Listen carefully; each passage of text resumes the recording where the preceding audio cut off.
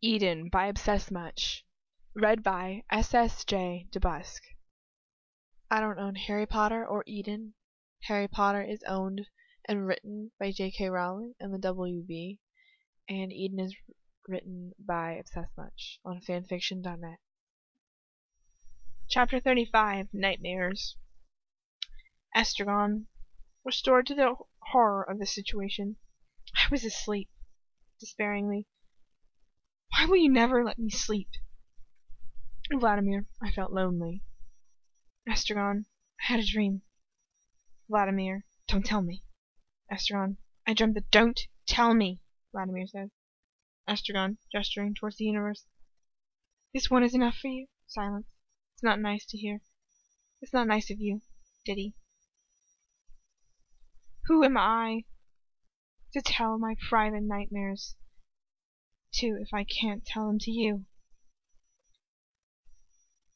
Vladimir, let them remain private. You know I can't bear that.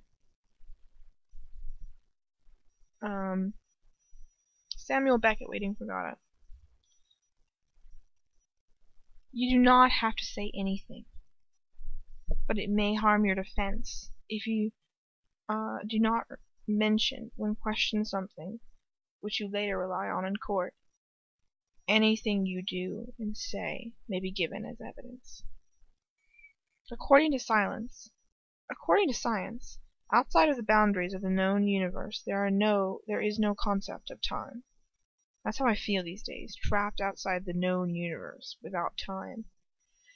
No day or night, no hours, minutes, seconds. Its strange, elusive fourth dimension of time is now a stranger to me. I don't know how long I've been trapped here. I don't know how long it's been since I last saw the sky. All I know is structure. I wake up, do my chores, eat, wash, and then Lucius will come for me, and then I'll sleep. And then I'll wake up, and the whole routine will start over again. And so because of this lack of concept of time, I don't know how long it's been since I last saw Ron. Since I broke his heart in two. And ruined anything there could have been between us. I haven't seen him since then. We never, ever do our chores together these days. I'm worried about him. I'm always worried about him, but no one will ever tell me anything what's happening to him, or how he is.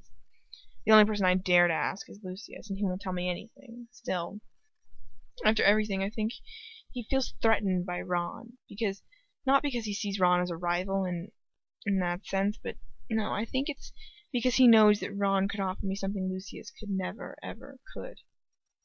He could offer me love. Or he could have offered me love, I should say. Lucius's arm curves tight around me, our slippery, sweaty bodies sticking together as he pulled me closer to him. He always lets me sleep in his bed these days.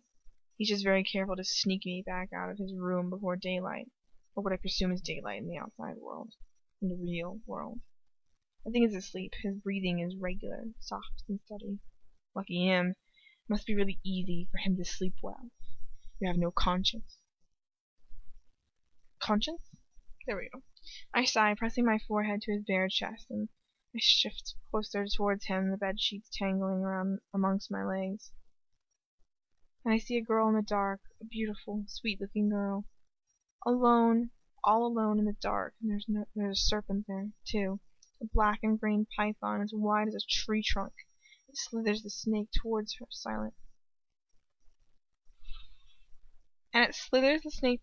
silently on her belly, and she smiles at the snake lithely, invitingly, and beckons it towards her.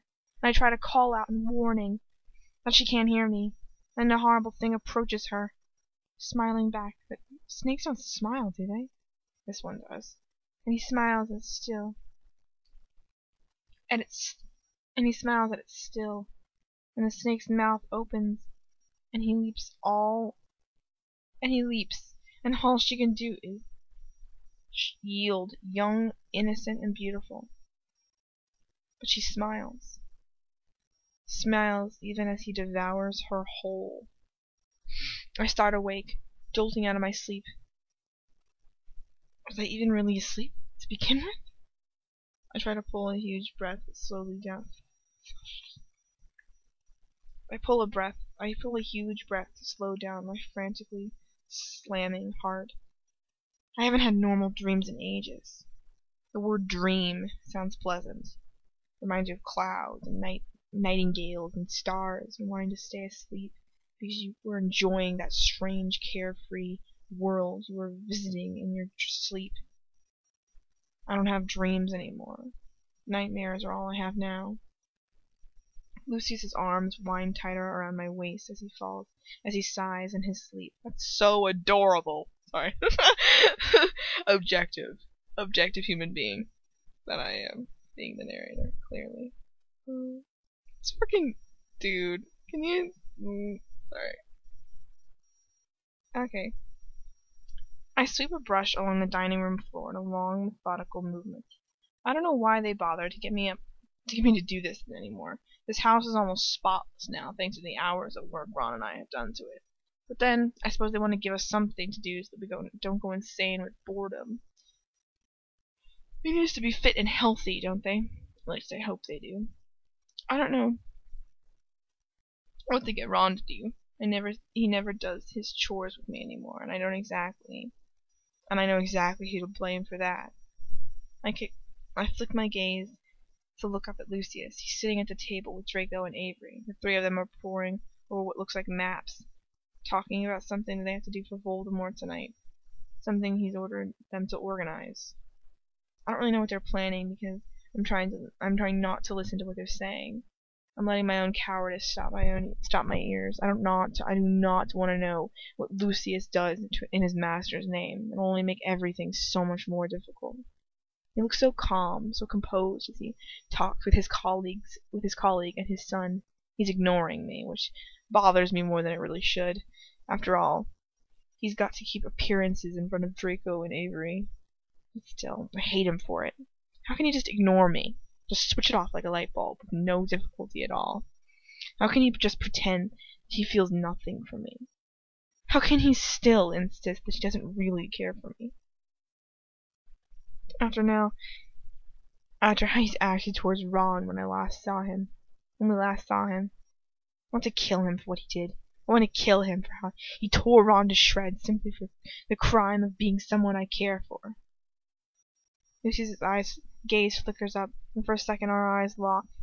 His expression doesn't alter, not even for a second.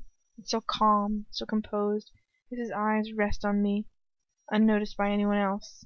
I lower my gaze hurriedly, watching the brush sweep across the floor, and I can't give anyone a reason to suspect a thing. Ron's thin ice enough as it is, and Ron already knows. God, how long can this really go on for? If we advance to the top of the village, then they won't be able to see us coming until it's too late. Lucius drawls. Not to me, but to Avery. They got an anti-apparition jinx on the house, apparently, so we'll have to enter it from the outside. That was only to be expected. He's so calm as he talks about the doubtless horrible task he's been carried out, so utterly careless, because he doesn't matter to him, not at all. It's just another day at the office for him. How many of them are there? Avery asks. Full, including their 2 children. Lucius replies casually. He's a talented wizard. I've seen him fight before, and I have to admit I was impressed. But between us, I think we could easily manage him without much of a struggle. I watch the strands of the brush along the cracks of the stone, sweeping away the non-existent dirt. I won't concentrate on what they're saying. I don't want to know about the horrible things he does in Voldemort's name. But just ignoring it won't make it go away. I only wish that it could. What about his wife?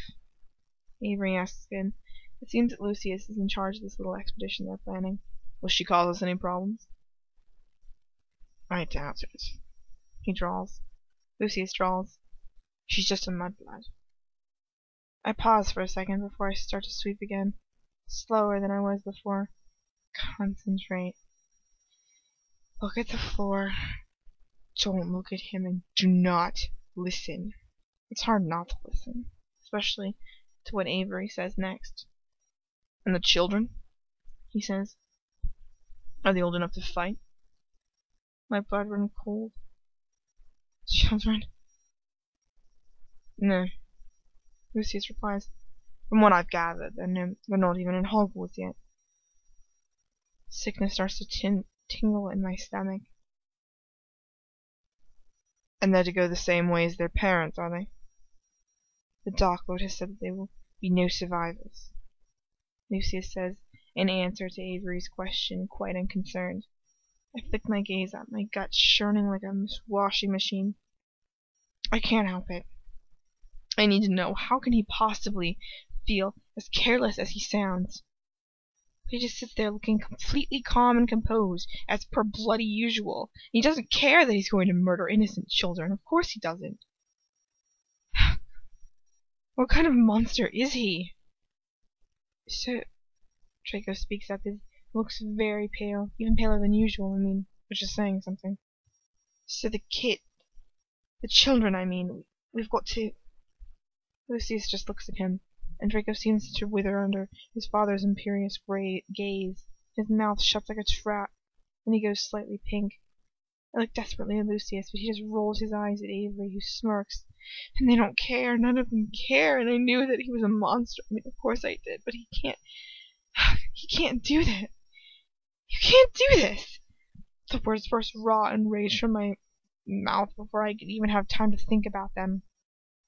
All of them raised their heads to look at me, all wearing the same look of incredulity, that I dare to speak to them at all. Incredulity, that is what I meant to say. I squirm under their gaze, shifting my weight from one foot to another, but I don't lower my eyes. I look at Lucius, speaking more to him than anyone else. I know that he must have some kind of human feelings inside of him. I know because of how he holds me tight at night, and how so close that I think sometimes he'd sell his soul just to keep me close to him. But his eyes are narrow, a warning, a cold, clear warning to just shut up and leave things be, but how can I? Is there something wrong, Miss Granger? Avery has a cold smirk on his lips. Lucius is glaring at me, telling me as clearly as if he were shouting it to just shut up and leave it. But I can't leave it. I just can't. I take a deep breath. You can't just kill children. My voice stretched to almost a whisper with desperation. A chilling smile doesn't leave Avery's lip, but Draco's gaze shifts to the floor. He looks miserable and abashed, like a little boy whose mother has caught him doing something he knows to be wrong. And Lucius looks like he's about to start shouting at me. I know that he would if we were alone, but he can't. He can't give them any reason to suspect. "Oh, believe me, we can do as we like," Avery drawls. "It's no difficult task, after all." "But they're children!" My words are loud and hysterical. "They're only half-bloods." Avery retorts coldly. I open my mouth and close it again. I shift my gaze desperately over to Lucius, willing him to care, willing him to hate himself for it, because surely he can see now that half-bloods and purebloods and a mudblood are all one and the same, when it really matters. But no, of course he doesn't think like that. His eyes are as cold as ever. Damn him. "Go back to your work, Mudblood," he mutters, before lowering his head over the map he's studying once again, shutting me out like he always does when we're alone. When we're not alone, excuse me. I press my lips together and look at the floor. I can feel tears of rage and sheer frustration boiling up in my eyes, because it's awful. It's just so awful. But there's nothing I can do to stop it. Nothing I can do to change his mind, because he's so far gone that nothing will be ever able to change him. But those children... Oh Those poor children. It's just so horrible. He's probably done worse than this before. You chose to live in ignorance, remember? You chose to close your eyes to what he is. But You don't seem too happy at the prospect of this little trip, Draco. Avery drawls.